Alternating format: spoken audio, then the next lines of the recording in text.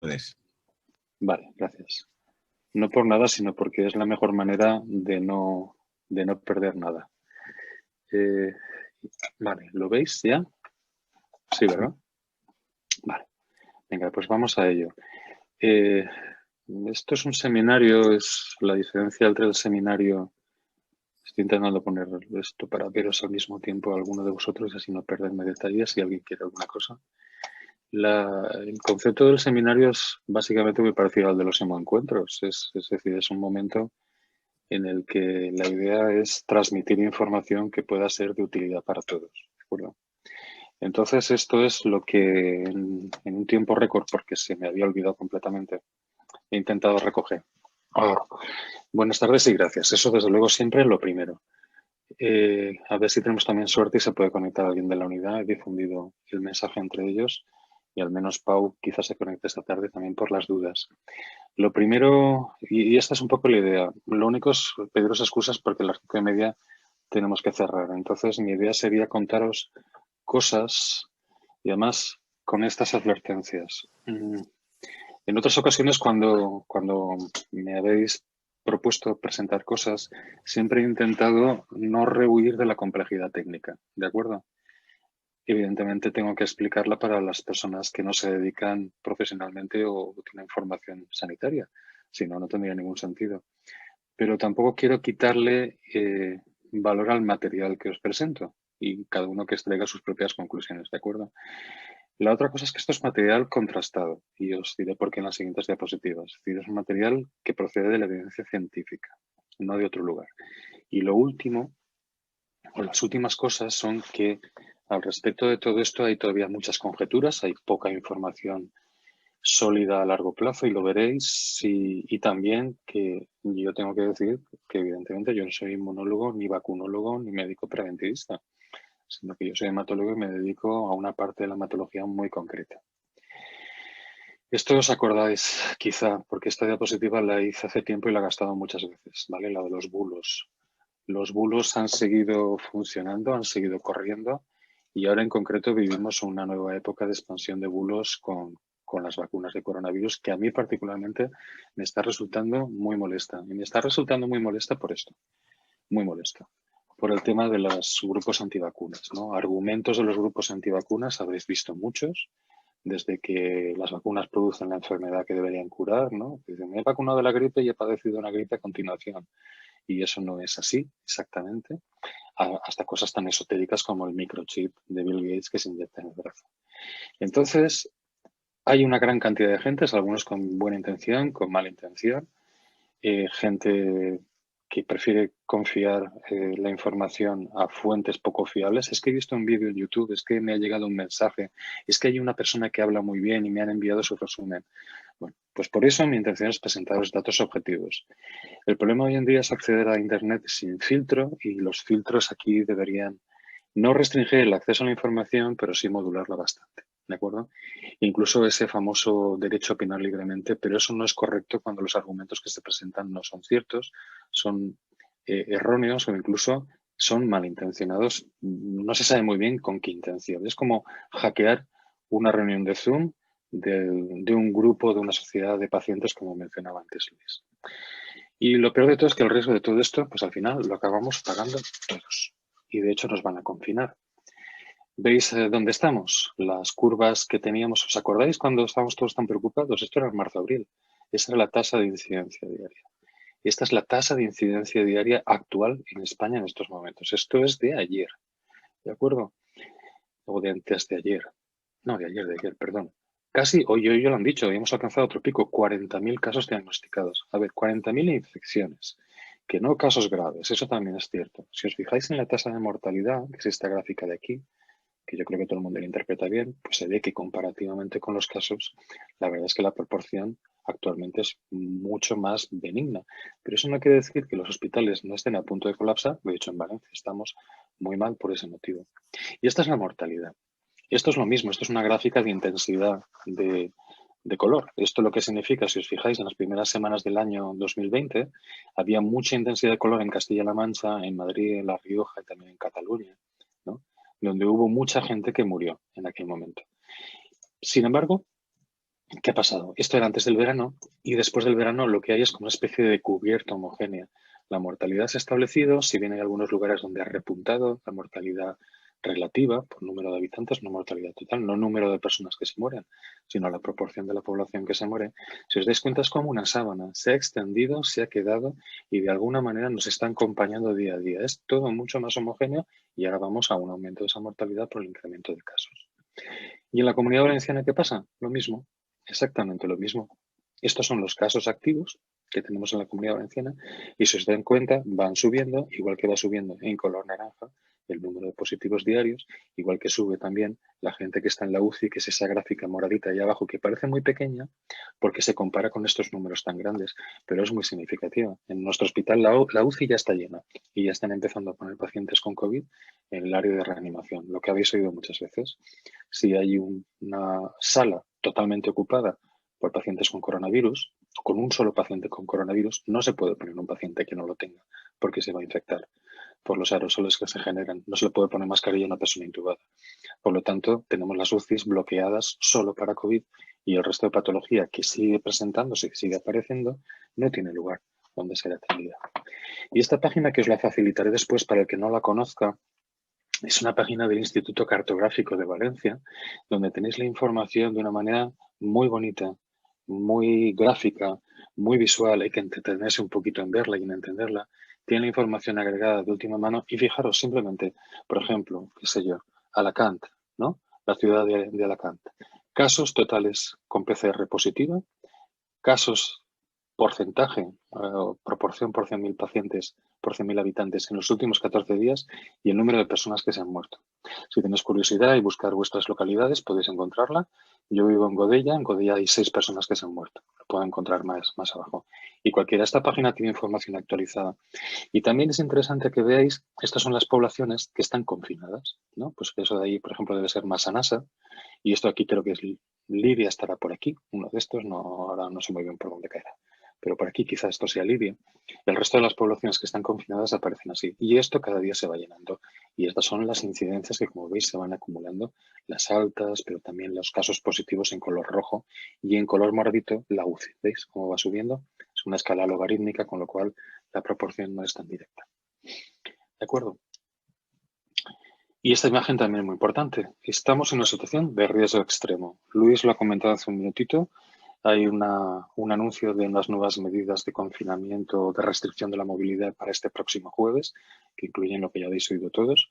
Y esto es así porque ya estamos llegando a una tasa que sobrepasa lo que muchos países estimaban como punto de corte, que eran 25 casos por 100.000 habitantes. Estamos casi en 900 y creciendo. Toda la Comunidad Valenciana está prácticamente en rojo, menos lugares, como por ejemplo el interior de Castellón o el norte de Castellón, donde la densidad de población es tan bajita que la cantidad de infecciones puede ser muy limitada y movilizar poco este indicador. ¿Vale? Vale, esta es la situación donde estamos, que creo que a nadie se le escapa.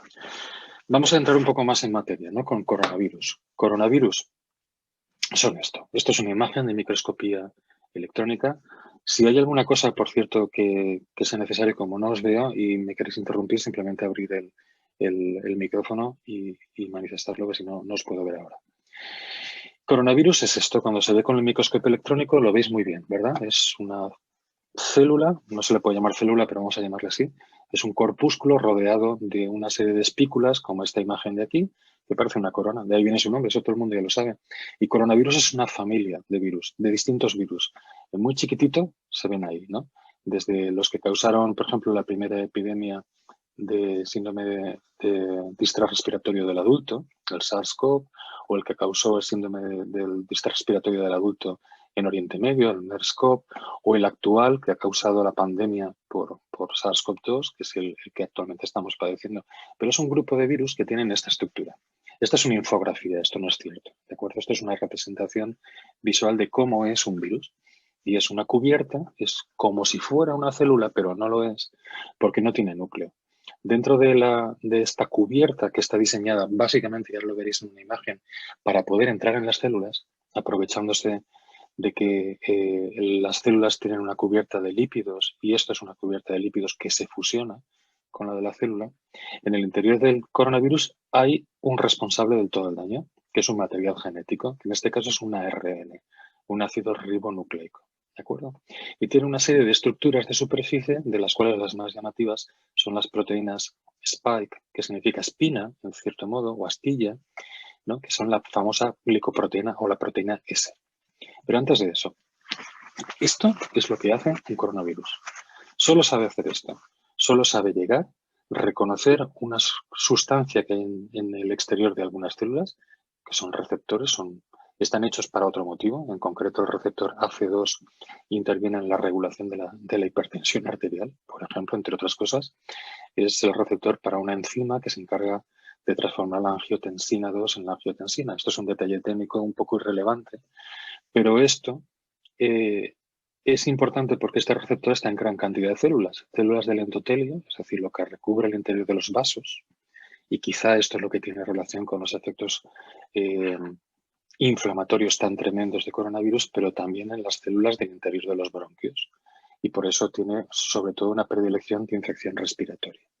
Una vez el virus se toma contacto con el receptor AC2 a través de la famosa proteína S, se internaliza en la célula. Al internalizar en la célula libera su material genético, su ARN, que es capaz de integrarse dentro del sistema de producción de proteínas de la célula, y la célula actúa de forma vampirizada.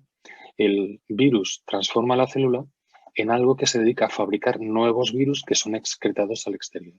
La célula, después de todo este trabajo, fallece, muere, desaparece, se necrosa, es dañada, y de ahí es de donde aparece el efecto tóxico, el efecto dañino de los virus. Esto es a nivel celular. A nivel orgánico, pues se manifiesta, como ya sabéis, sobre todo en alteraciones respiratorias, pero también renales, cardíacas, vasculares, etcétera. Aquellos lugares donde el virus entra dentro de la célula gracias a esos receptores y es capaz de transformar a la célula en un sistema que genera más virus que son liberados de una forma masiva para infectar a su vez a otras células.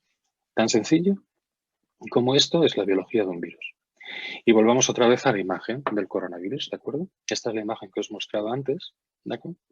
Y ahí está la famosa proteína S, que la veis que está clavada como una astillita. Y en definitiva es así.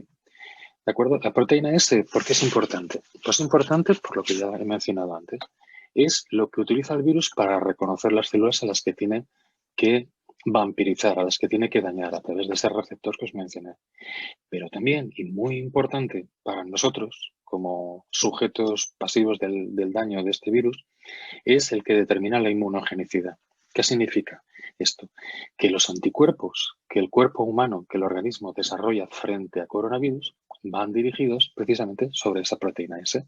Por eso, muchos de vosotros y de vosotras habréis oído hablar muchísimo de la proteína S del coronavirus, y realmente de la estructura del virus, quizá lo más importante desde el punto de vista terapéutico y desde el punto de vista del control de la enfermedad es ver cómo nos hacemos con esta dichosa proteína, con todas estas proteínas, para poder atacar al virus, destruirlo o bloquear su acción sobre las células del organismo.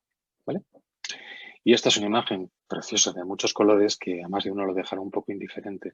Pero esta es la proteína S. ¿Os acordáis de la forma de espícula que tenía aquí, verdad? Pues esto mismo se ve aquí perfectamente. ¿Y por qué la muestro en este entorno? Pues simplemente para que veáis que esta proteína es tremendamente compleja. Está formada por muchos fragmentos que están unidos entre ellos y que además tiene sustancias de azúcares, de glúcidos en su periferia. ¿De acuerdo? Esta proteína se sintetiza como todas las proteínas a través de una síntesis mediada precisamente por el ARN del virus. ¿De acuerdo?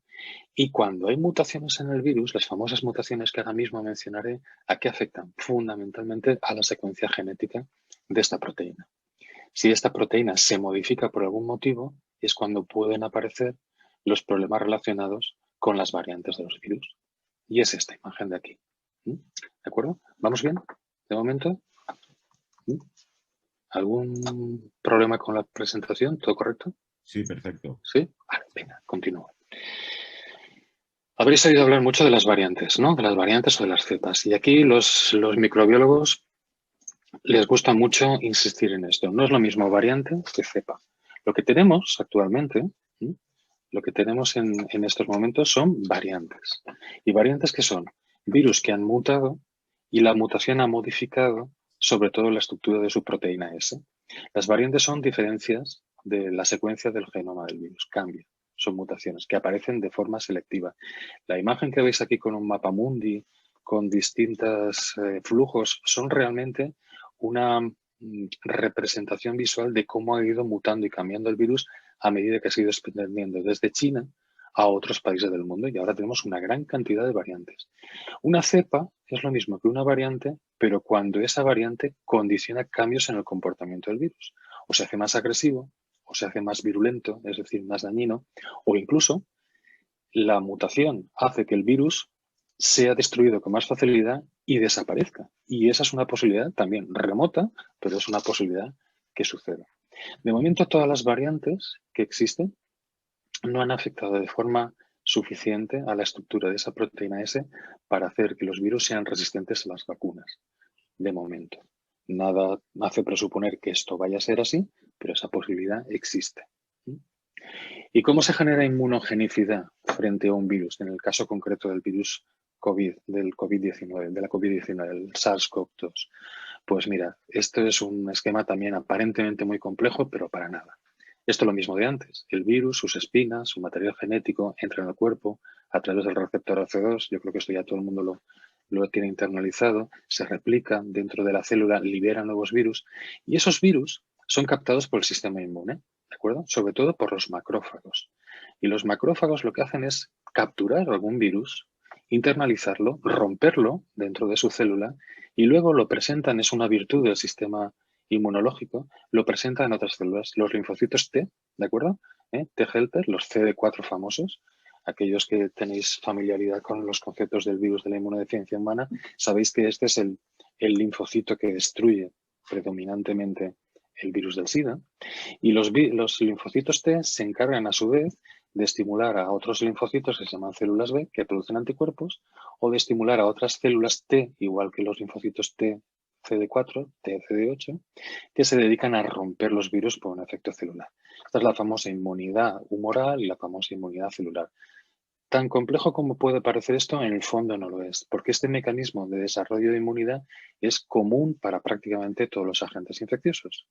Todos los agentes infecciosos tienen que ser procesados para ser luego seleccionadas un conjunto de células que producen anticuerpos o inmunidad celular.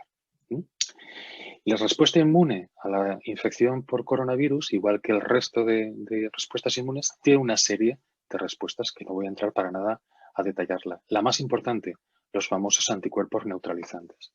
Si alguno de vosotros o en vuestra familia alguna persona ha tenido contacto con coronavirus, una de las pruebas que se han hecho posteriormente es buscar anticuerpos, ¿verdad? Esto suena mucho, las famosas IgG y las famosas IgM frente al coronavirus. Estos son los anticuerpos neutralizantes. Esto es lo que teóricamente se produce cuando una persona tiene contacto con coronavirus y desarrolla inmunidad frente al mismo. El problema es que en estos momentos no sabemos cuán larga es la inmunidad natural, cuán duradera y cuánto protege de nuevas infecciones, porque se han descrito, aunque muy poquitos, realmente muy poquitos, de casi 100 millones de casos actualmente en el mundo, tenemos un número de comunicaciones muy bajita de personas que han desarrollado inmunidad y posteriormente se han vuelto a infectar por coronavirus con la misma cepa o con la misma variante en este caso, y han vuelto a desarrollar la enfermedad. Hay poquitos casos de reinfección, pero los hay. De todas maneras, toda esta serie de respuestas que son totalmente jerga inmunológica, esto es lo que deberíamos conseguir con una vacuna. Y de esta tenemos respuesta hasta cierto punto sí, pero principalmente tenemos respuesta clínica. Y os la muestro enseguida.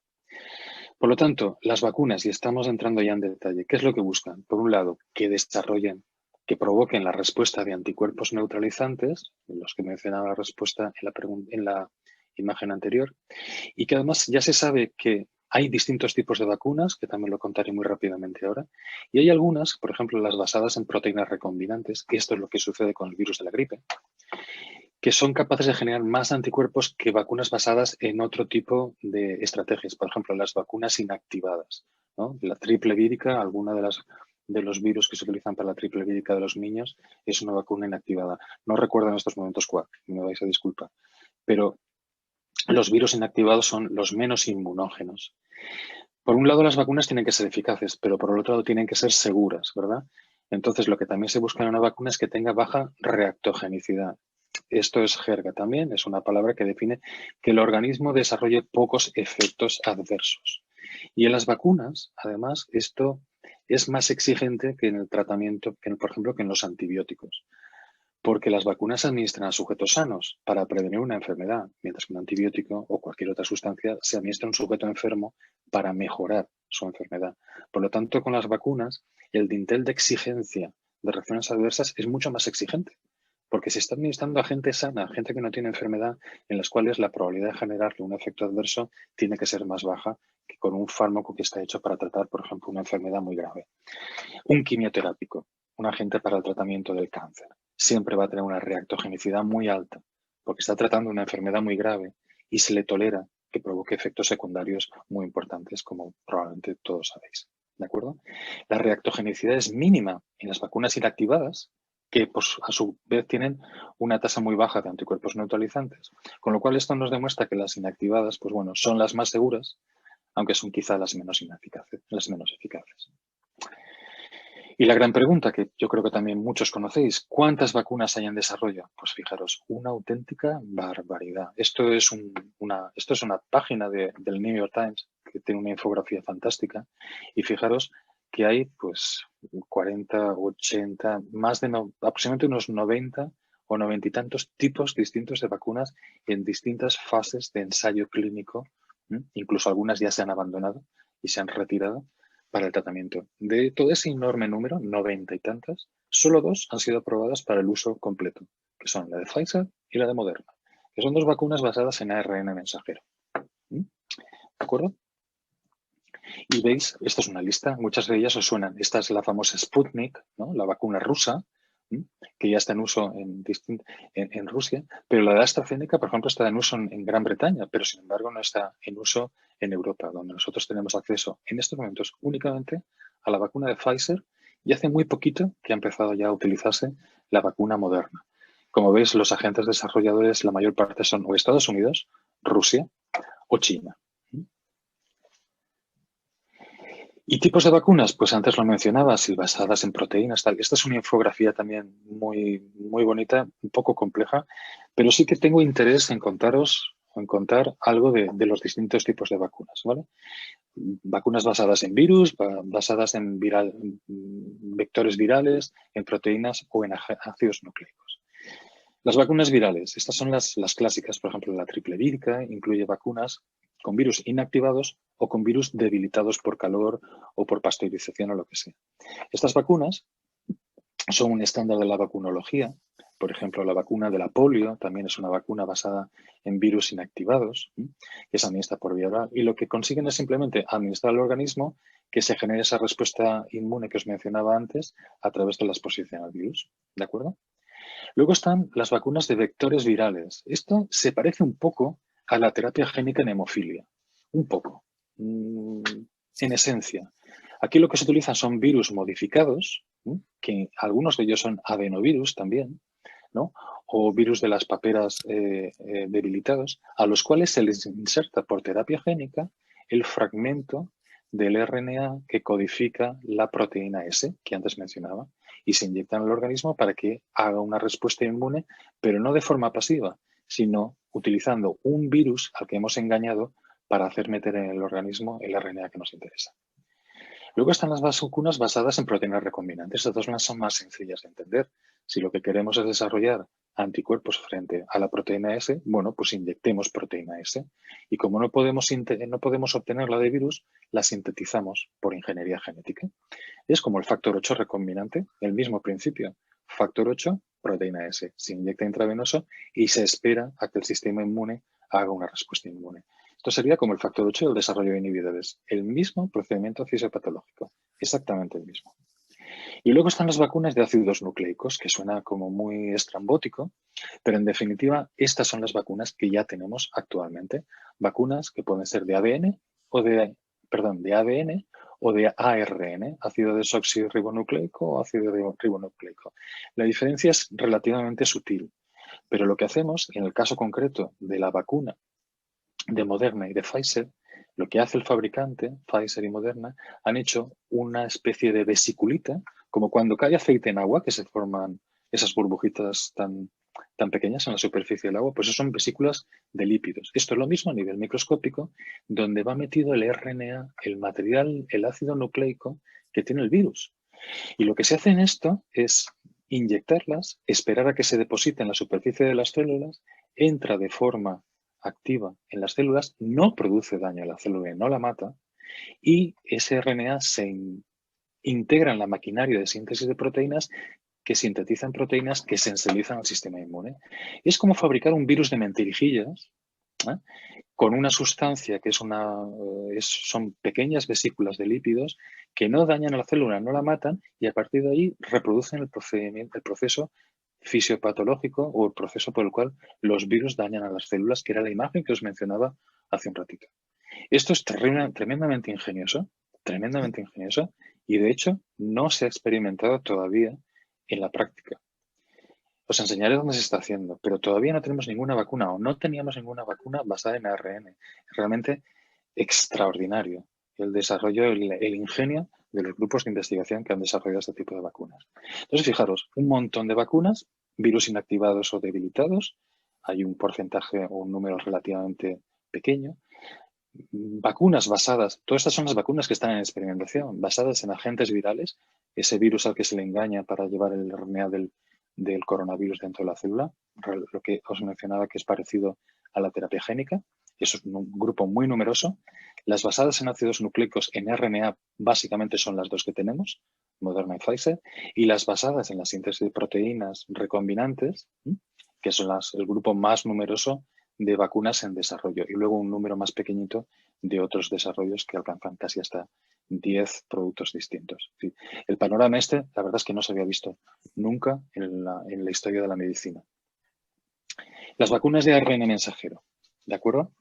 Las vacunas, las dos que tenemos. Fijaros, estos son vacunas en desarrollo y esto os llamará mucho la atención. Hay muchas vacunas en desarrollo contra el virus de la inmunodeficiencia humana, pero ninguna de estas ha llegado todavía a tener una eficacia clínica suficiente como para poder ser desarrollada. También es cierto que el interés del mundo científico y la inversión económica para el desarrollo de estas vacunas ha sido probablemente muy inferior a lo que ha supuesto el gran desenlace o el gran desarrollo, el gran interés por desarrollar una vacuna contra coronavirus, que como digo es un hito en la historia de la medicina y lo estamos viviendo en directo.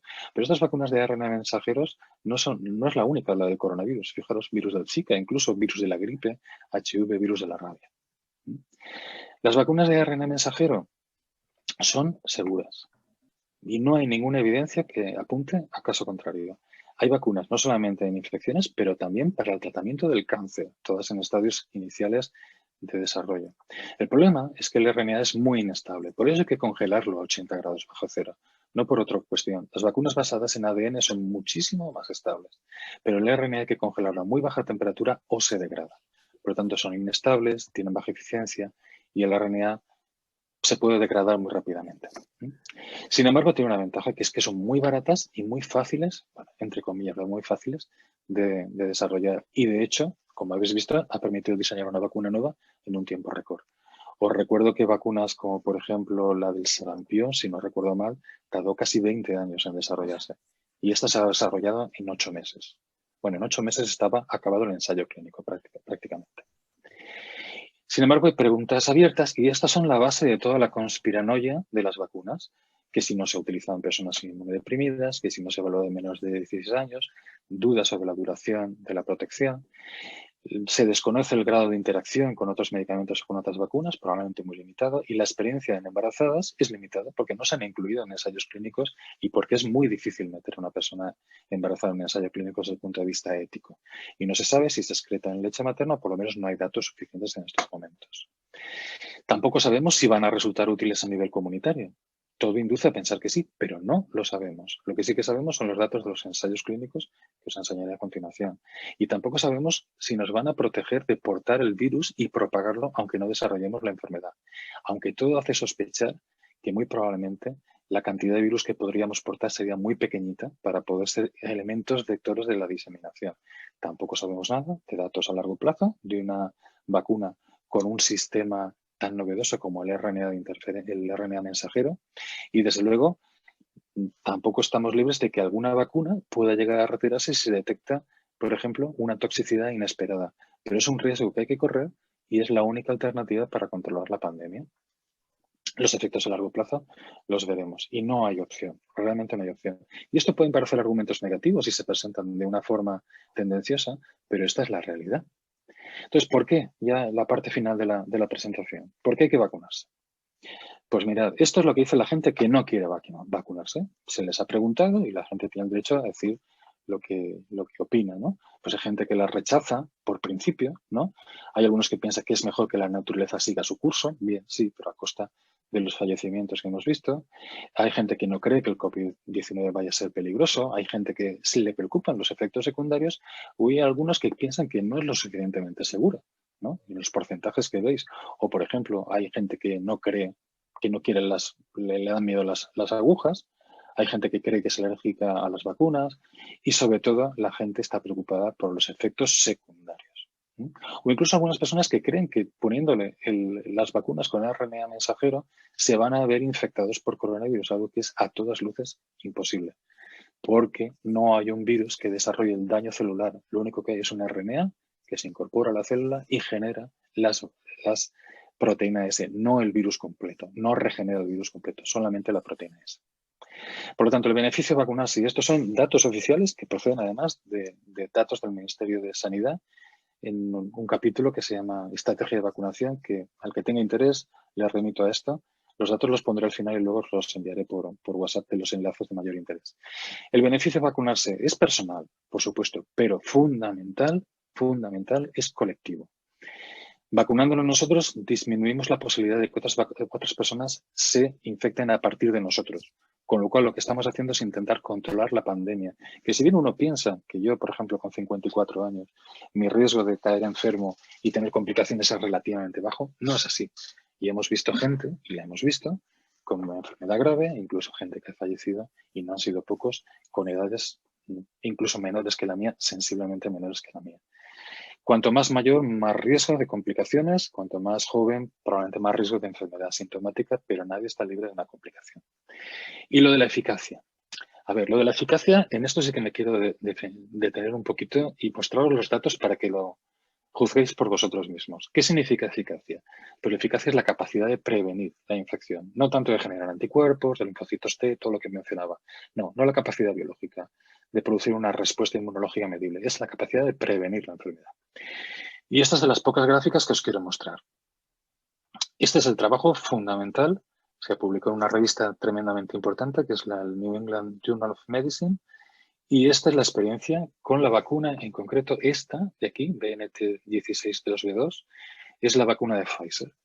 Y yo creo que cualquiera que mire esto se da cuenta que a medida que va pasando el tiempo, después de la primera dosis, la tasa de incidencia, aquí lo que hicieron fue coger a 43.000 personas. A la mitad les pusieron la vacuna y a la otra mitad les pusieron placebo y no les dijeron lo que le habían puesto. Y les dijeron, hala, hacer vida normal. Les pusieron una vacuna y al cabo de 21 días le pusieron la segunda vacuna, que es el mismo esquema que estamos recibiendo actualmente. Y empezaron a contar y vieron cuánta gente se contagiaba de coronavirus.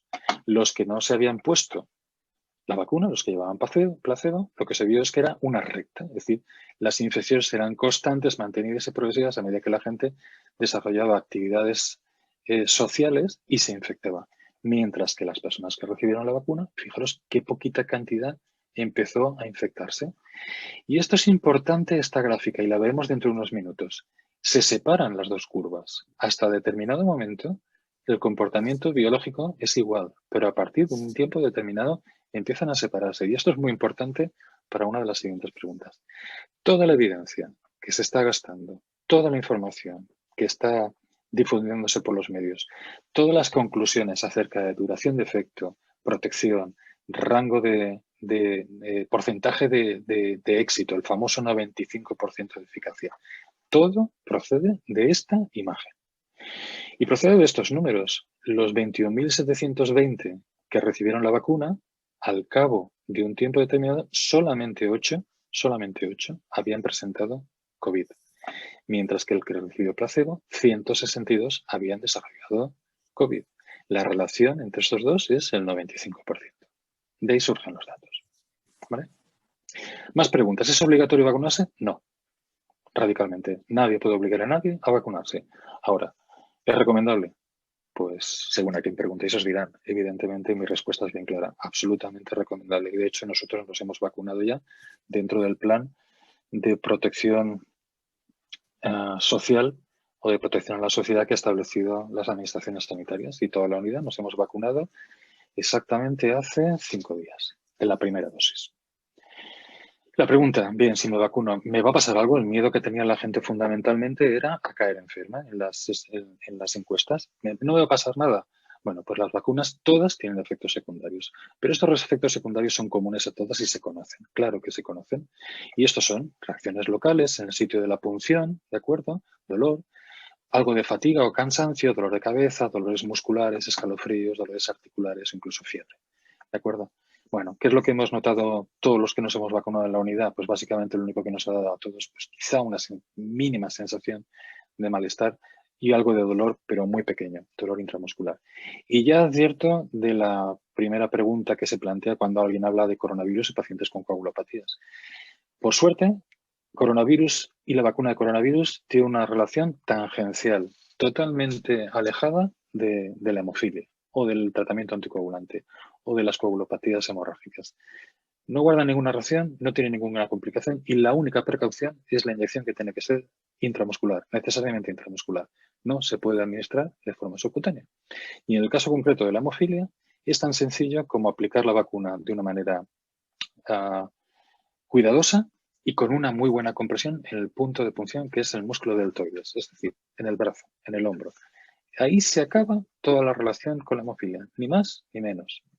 Por lo siguiente, ¿las vacunas pueden modificar el ADN? Que es otro miedo que tiene la gente. Bueno, me están poniendo un ácido nucleico, me están poniendo un material genético. ¿Me va a modificar mi genoma? Radicalmente no. Cuestiones prácticas. ¿Se puede hacer vida normal? Absolutamente. La misma que se hacía antes, sin abandonar las medidas de prevención, mascarilla, manos, distancia. Nadie se puede considerar libre de riesgo de infectarse después de haberse puesto la vacuna.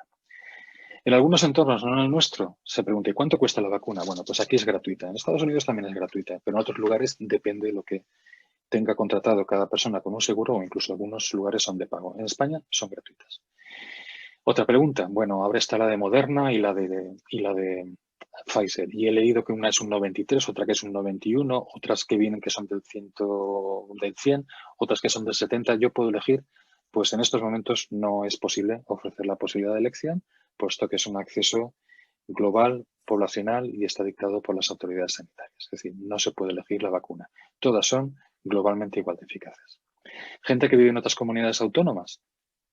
Bueno, si tienen acceso al sistema sanitario, simplemente tienen que ponerse de acuerdo con el sistema sanitario de su residencia actual, sobre todo con los trastornos para la movilidad, y muy probablemente podrán ser vacunados cuando llegue su momento y su grupo.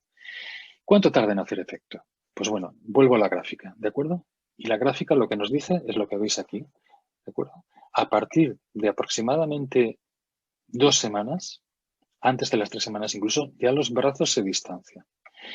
Lo que se dice en el ensayo clínico es que la eficacia es máxima a partir de los 7 días de la última dosis, que es básicamente después de un mes de haberse puesto la dosis. Pero como veis, la inmunidad prácticamente no se distingue de los que no se han vacunado y a partir de las 2 semanas, de los 14 días, empieza a haber una incidencia mucho menor de coronavirus, como veis, de infección por coronavirus que en el otro. Con lo cual podría decirse que incluso antes de la segunda dosis ya tenemos un cierto grado de protección que se consolida a lo largo del tiempo. No hay una fecha mágica, pero sí una progresión.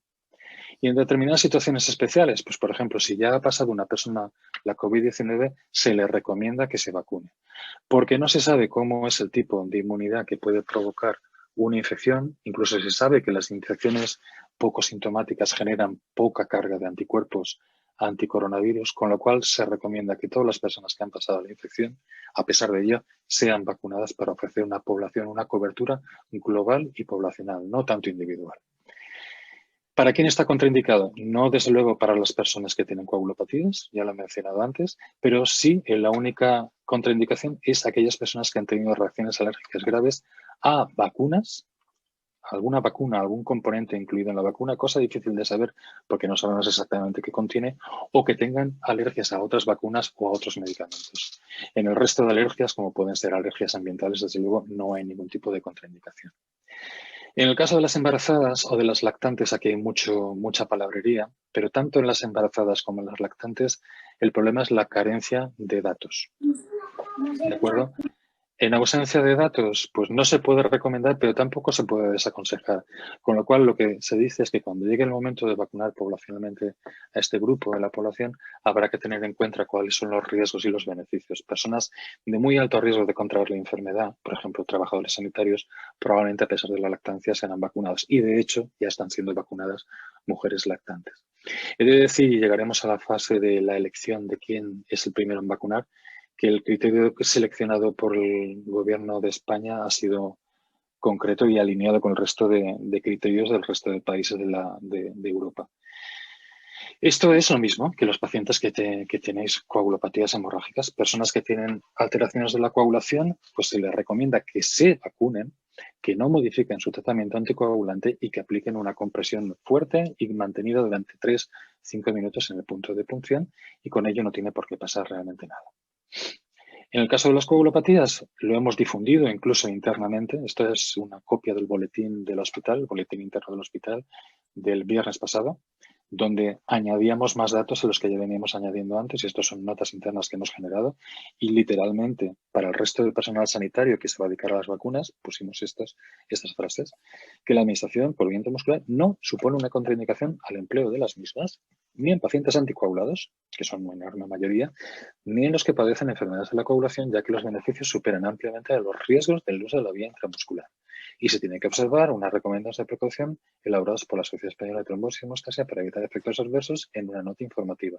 He de deciros que esta nota la elaboré yo. Físicamente fui la persona que tuvo que hacerla para la Sociedad Española en consenso con el resto de mis compañeros, con lo cual desde el primer momento hemos estado muy vinculados a este tipo de estrategias, a la cual tampoco le encontramos que tenga grandes dificultades. Y los niños deben vacunarse y los adolescentes, pues en este momento no es un grupo prioritario y no hay datos por debajo de 16 años de las vacunas, con lo cual no van a ser una población que sea vacunada, al menos en las primeras etapas de vacunación. ¿Qué sucede con los inmunodeprimidos o con tratamiento inmunosupresor? Por ejemplo, HIV.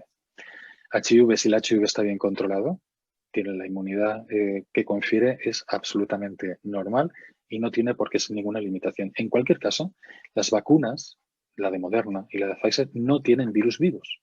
Es decir, el riesgo que acarrean de infecciones en pacientes con alteraciones de la inmunidad es mínimo o nulo, con lo cual no deberían ser excluidos de la vacunación tampoco por este motivo, incluso aunque no tuvieran que bien controlar la enfermedad. Y de las nuevas cepas, pues ya lo he mencionado antes, mientras no afecten a la totalidad de la proteína, cosa que no ha sucedido, la vacuna va a seguir siendo efectiva para ellos. No hay datos procedentes del ensayo clínico, pero nada induce a pensar que la especificidad de los anticuerpos creados por la vacuna no sea eficaz en estas nuevas variantes. Y otras cuestiones, pues por ejemplo, ¿puedo transmitir el COVID después de recibir la vacuna? Es posible que sí, no se puede decir que no lo sea, y no hay datos suficientes, pero se irán conociendo a medida que se vacuna la población. No se conoce todavía si la existencia de la inmunidad protege de la colonización de las vías respiratorias por el coronavirus, que puede incluso crecer algo en la vía respiratoria y ser capaz en nosotros a sí mismo, aunque estemos vacunados, de transmitir la enfermedad. ¿Cuántas dosis son necesarias? La vacunación está basada en los ensayos clínicos y en estos momentos son 2 dosis. En el caso de la vacuna de Pfizer, 2 dosis separadas por 3 semanas. En el caso de la vacuna de Moderna, 2 dosis separadas por 28 días. Y esto es así. Y bueno, si una persona se contagia después de la primera dosis, lo que se recomienda es que se administre la segunda dosis en cuanto se recupere de la enfermedad aguda, sea de la entidad que sea. Y esto ya es lo último prácticamente. ¿Cuándo nos vamos a vacunar todos? Bueno, pues la primera etapa, que es la etapa 0, la de autorización y evaluación, pues, se ha desarrollado de forma relativamente rápida, tanto en Estados Unidos como en Europa, y nosotros hemos accedido, acordaos, que la vacuna el gobierno inició la vacunación, porque esta estrategia es una estrategia dictada por el Ministerio de Sanidad, a través de la estrategia de vacunación, se inició el 27 de diciembre. Y se ha vacunado a grupos prioritarios. ¿Qué significa prioritarios? 1, aquellos que tienen un alto riesgo de tener complicaciones si se infectan, que son básicamente gente anciana, sobre todo residentes, personas que viven en residencias de mayores o residencias de ancianos, y las personas en contacto con personas enfermas, que a su vez se pueden infectar, con lo cual esto supondría la debacle en el sistema sanitario, que es el personal sanitario y sociosanitario en contacto con pacientes mayores o en contacto con enfermos. Y luego el grupo de los grandes dependientes no institucionalizados, que son personas de muy alto riesgo de complicaciones. Sabéis que estamos aquí con mayor o menor éxito, con mayor o menor velocidad en distintos lugares, y esta no es faena mía hacer ningún comentario al respecto. Y cuando esto se solvente, y se espera que sea para marzo, entraremos en otras etapas en las cuales se irá ofreciendo a grupos cada vez de menor riesgo. Menor riesgo, insisto, de complicaciones si se infectan, o mayor riesgo de infectarse por contacto en situaciones de riesgo. No sabemos quién va a constituir el segundo grupo, profesores, miembros de seguridad de las fuerzas, miembros de las fuerzas de seguridad del Estado, no lo sé. Así como tampoco sé cuál será el grupo que constituirá la famosa etapa 3 a partir del verano. Todo esto está pendiente de denunciar y de ir tomando decisiones. Lo que está claro es que cuanto menos sea nuestro riesgo, sobre todo estamos hablando de niños, y fundamentalmente niños, van a estar más alejados de la pauta de vacunación. ¿Y hasta cuándo llegará? Pues todo dependerá de la eficacia que tenga nuestro sistema sanitario. Y esto es un ejemplo. Estos son datos también de hace 2 días, ¿no? A España habían llegado este número de unidades y se habían administrado estas de forma global con mayor o menor éxito. 2/3 partes de las vacunas se habían administrado de las que habían llegado. Vale, y esto es para acabar, ¿no? Yo creo que hay que reflexionar sobre lo que hay. En primer lugar, la enfermedad es una enfermedad con unos riesgos que ya todos somos conscientes de ellos. La vacuna ofrece, sin duda, un grado muy elevado de protección. Y esto habéis visto la gráfica se separa completamente y eso tiene necesariamente que tener impacto en el padecimiento de la enfermedad e incluso en la capacidad de difusión de la misma. Hay dudas, por supuesto, no se puede negar que hay dudas porque no tenemos datos, pero lo que sí que es cierto es que tenemos una vacuna. Acordaos de lo que se dice de la vacuna. La peor vacuna es la que no se administra, ¿no? El peor problema de la vacuna es no tener vacunas. Y tenemos una vacuna que puede salvar vidas, indudablemente, sobre todo a esas personas de máximo riesgo. En estos momentos la vacunación se aconseja de forma progresiva a todas las personas con riesgo de infectarse o de padecer una forma grave, y a medida que ese riesgo es menor, se irán instaurando los procesos de selección y de convocatoria para vacunación a la gente, cada uno a su momento. Y la gente con alteraciones de la coagulación, hemofilia, bilirrubina, etcétera, anticoagulados, pueden recibir la vacuna con mínimas precauciones, pero con precauciones. Este es el documento que os decía, que se promovió desde la Sociedad Española de Trombosis y Hemostasis, y esto fue un comunicado muy breve. Y fijaros lo que decía: la administración de las vacunas por vía intramuscular no supone contraindicación ni en pacientes anticoagulados ni en los que tienen enfermedades de la coagulación, porque los beneficios superan ampliamente los riesgos de la provocación de un hematoma intramuscular. Y luego había una serie de detalles al respecto de cómo proceder.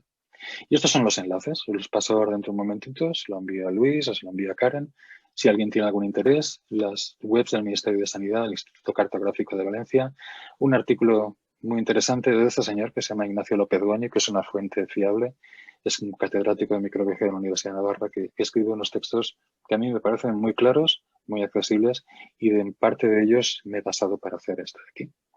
Y bueno, me he extendido un ratito, pero creo que os he tenido entretenidos un buen rato. Y ahora, si queréis, podemos comentar alguna cosa que os haya surgido.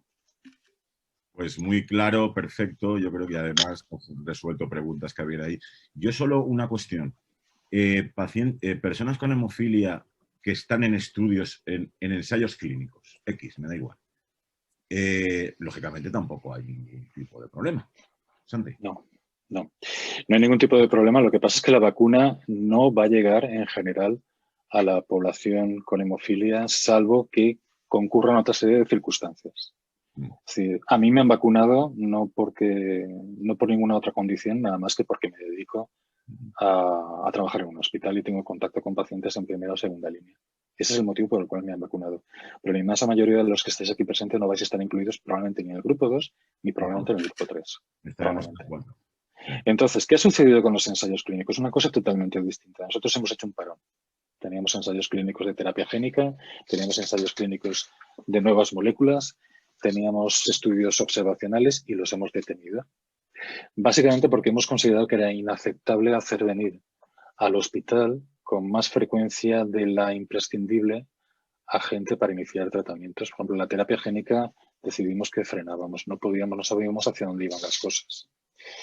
Y hasta que no se aclare la situación, no retomaremos el camino del ensayo clínico como lo hacíamos antes. Por una medida de seguridad, no por otra cosa. A ver, estamos yendo al hospital todos los días. Nadie ha dejado de ir al hospital en todo este tiempo de nosotros. Nos hemos turnado, hemos hecho unas cosas un poco extrañas para intentar también exponer lo mínimo posible, y lo cierto es que realmente nadie ha caído enfermo dentro del equipo.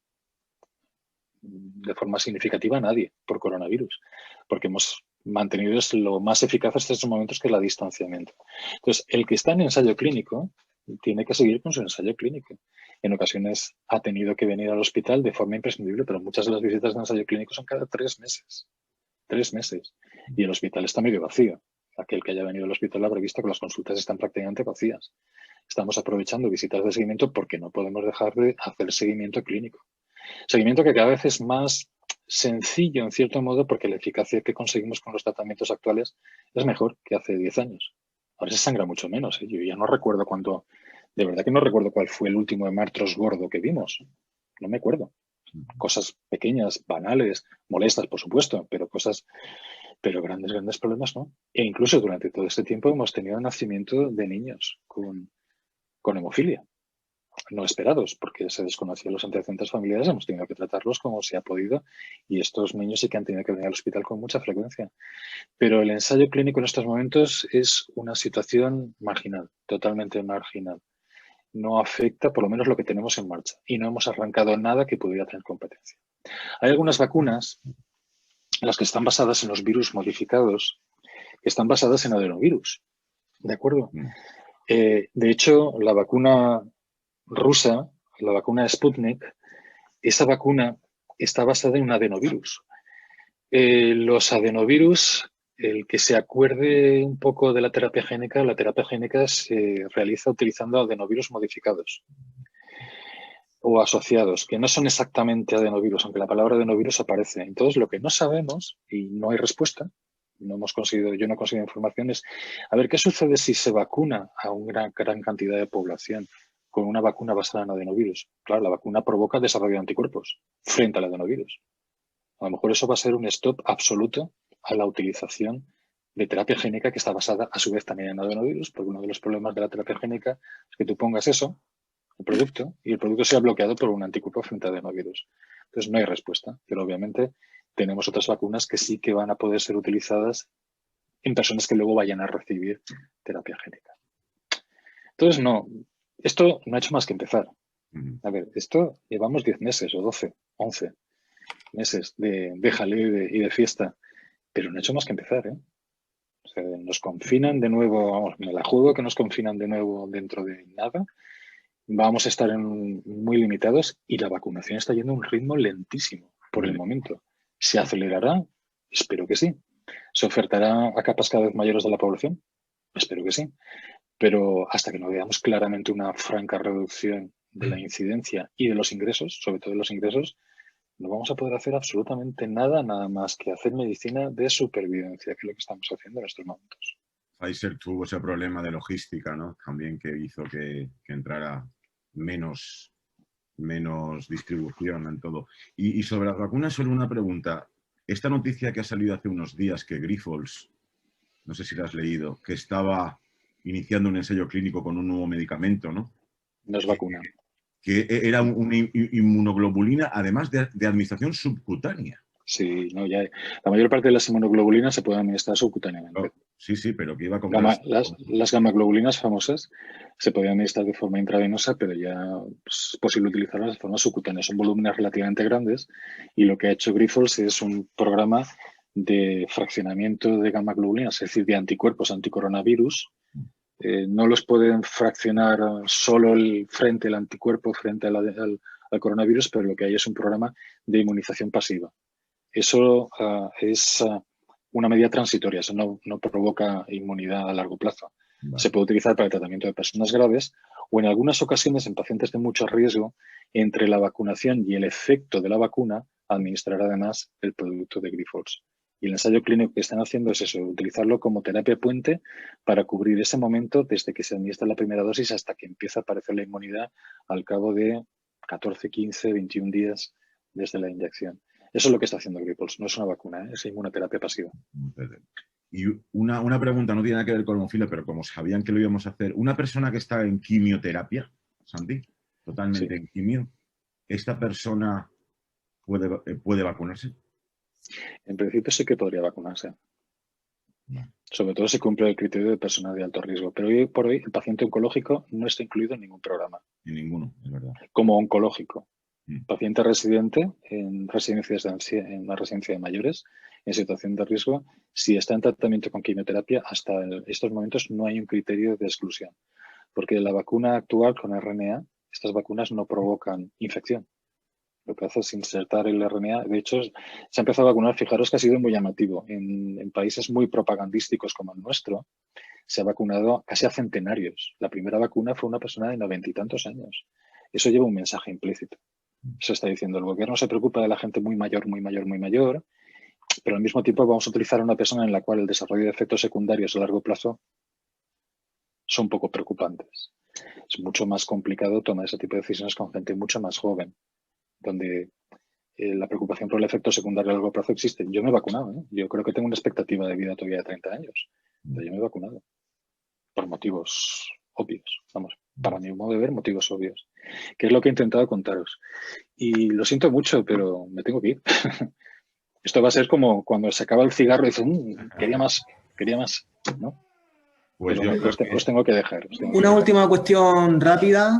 Buenas tardes. Claro. ¿Los pacientes hemofílicos los tenemos que poner factor, algún tratamiento especial antes de la vacuna? No. Eso se ha discutido mucho y en principio no sería necesario. Sobre todo porque todavía sigue existiendo autores que opinan que la administración de vacuna concomitantemente con factor incrementa el riesgo de desarrollo de inhibidores. Pero en un adulto que lleva en tratamiento profiláctico durante mucho tiempo, esa situación muy probablemente no tenga ningún valor. Entonces, cuando lo discutimos para hacer la decisión basada en opinión, no está basada en ninguna experiencia clínica demostrable, algunos dijeron que sería lógico ponérselo, pues bueno, no muy lejos desde la última dosis, que era una manera muy ambigua de decir, bueno, no sé muy bien cuándo hay que hacerlo. Pero poner una dosis extra para la vacuna, no, eso está claro. Aprovechar la dosis de la vacuna el día que te van a poner el factor o intentar sincronizarlo, pues tampoco sería una mala idea. Pero una inyección intramuscular con una aguja no muy gorda, como es la que se utiliza para la vacuna, el riesgo de desarrollo de un hematoma muscular es muy pequeño. Y otra cosa muy importante y es una vigilancia. Si una vez se ha colocado esto, si en los primeros minutos no aparece nada, tranquilidad. Pero si aparece alguna posibilidad de que haya un hematoma por algún motivo, hay que tratarlo de forma enérgica, es decir, con frío, con compresión, etcétera, como si fuera un traumatismo, exactamente igual. Muy bien, pues Santi, muchísimas gracias, como siempre, por tu explicación tan clara y precisa. Gracias por contar conmigo. Y espero y estoy convencido de que nos ha resuelto muchas dudas que todos y todas teníamos. ¿Verdad, chicos y chicas? Gracias por la exposición. Bueno, muchas gracias, un gusto. Muchas Disculpad gracias. que no me quede más, pero es que no da para más la vida. Nada, no te preocupes. Bueno, Gracias. Cuidaros mucho, no vayáis a los bares. Y cuidaros mucho. Están cerrados ya. No, Ya están cerrados. Cierra. no, los van a cerrar además. A partir del A partir jueves. del 0 del jueves. Bueno, si queréis, si luego creéis que esto suscita mucho debate y queréis que hagamos una conexión en otro momento, encantado, de verdad, ya lo sabéis. De acuerdo. Muchas gracias. De hecho Gracias, esta presentación es para vosotros, no es un refrito de otras. Me he tirado todo el fin de semana aquí como un mamón intentando sacar información. Espero que os haya resultado útil. Muy bien. Sí, muy útil.